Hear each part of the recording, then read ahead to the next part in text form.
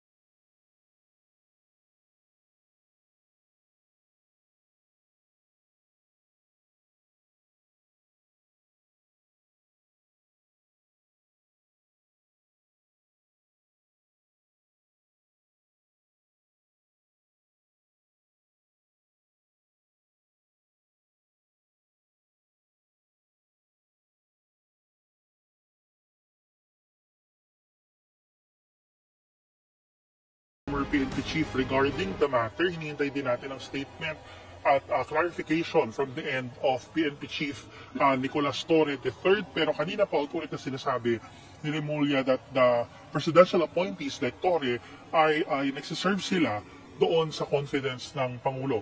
Isa rin kanina, nagsalita rin kanina si PNP Chief Nartate, sabi niya okay naman daw sila ni Torre at kahapon niya lang din daw nalaman na magkakaroon ng appointment. In fact, nung tinawagan siya na bumalik dito sa Manila ay hindi clear sa kanya. Sinabihin lang daw siya na kailangan niya daw mag-travel from Western Mindanao. Dahil nga po nasa Western Mindanao siya, doon siya naka-assign.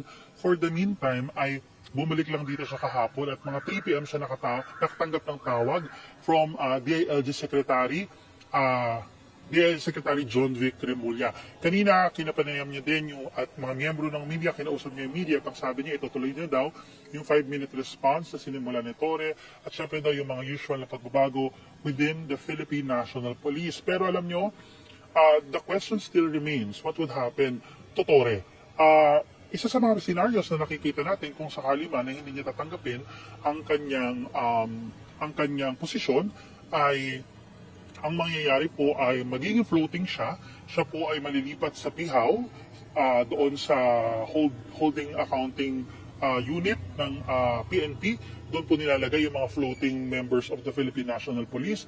Pwede rin po siya ilagay sa OCPNP kasi usually po by tradition yung mga retiring na ng mga general ay nililipat doon sa OCPNP on a floating status. Isa rin yan sa mga senaryo na nakikita natin.